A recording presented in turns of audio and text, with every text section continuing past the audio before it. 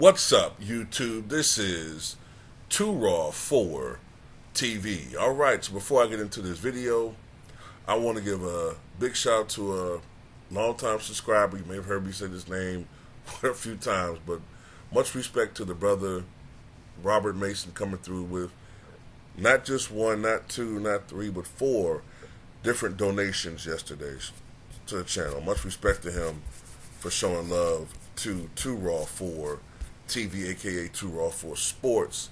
I saw your notes.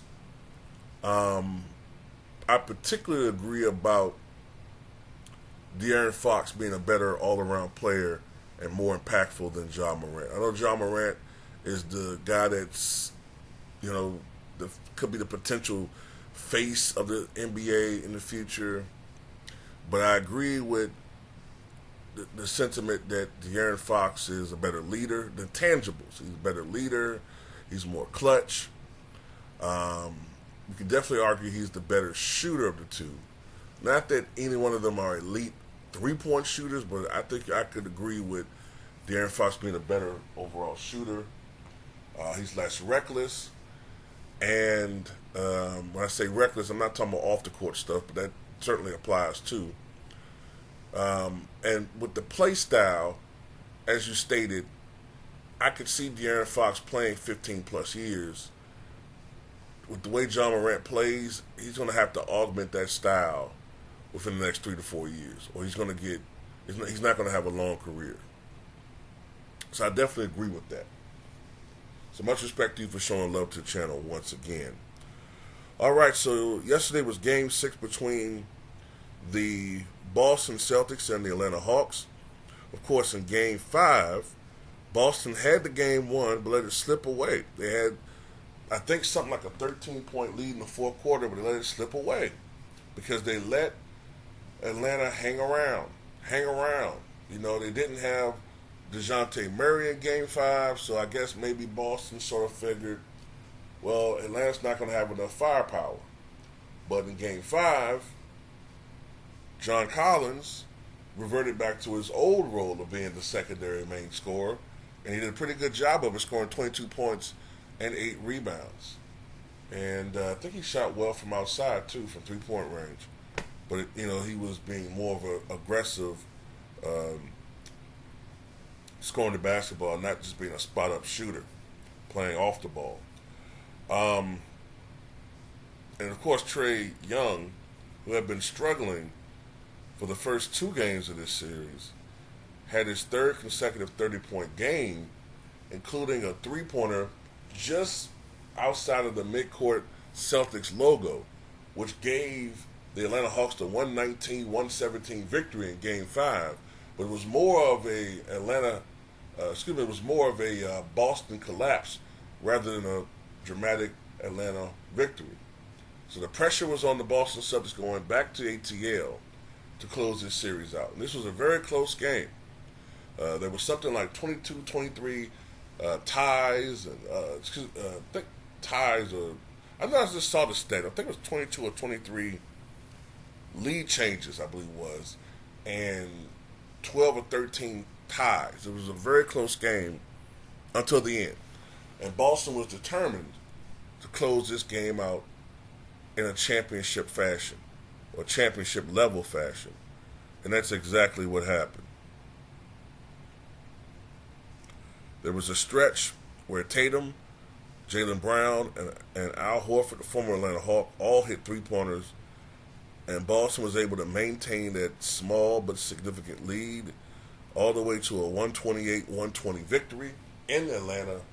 Boston wins the series 4-2, and because of their victory, they will now go on to play the Philadelphia 76ers.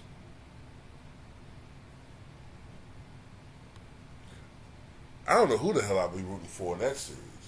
I don't like Boston. I don't like Joel Embiid. I don't like Harden. I like Jaylen Brown.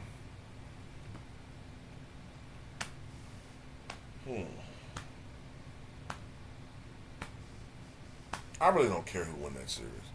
But anyway, let's talk about the players. Let's see if I can pull up some of the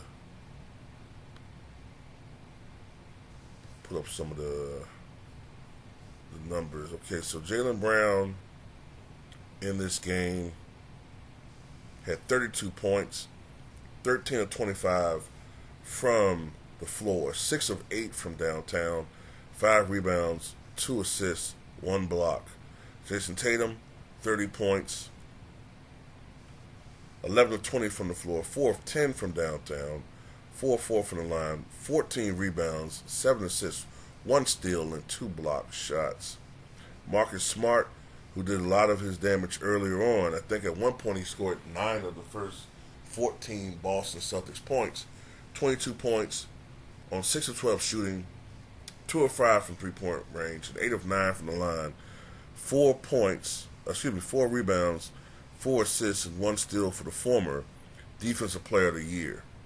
Derek White, 7 points, 3 of 9 shooting, 1 of 5 from downtown. Al Horford, 10 points, 12 rebounds, 4 assists, 2 steals, 3 blocks, 2 of 6 from three-point range. The reigning six-man of the year, Malcolm Brogdon, 17 points, 6 of 13 shooting from the floor, 1 of 5 from deep three-point range, 2 rebounds, 4 assists.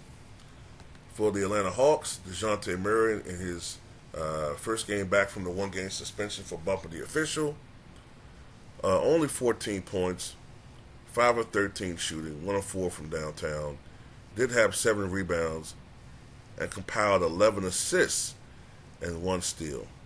DeAndre Hunter, 20 points, 7 of 17 shooting, 4 of 8 from three-point range, 6 rebounds. Trae Young, 30 points, but only 9 of 28 shooting from the floor.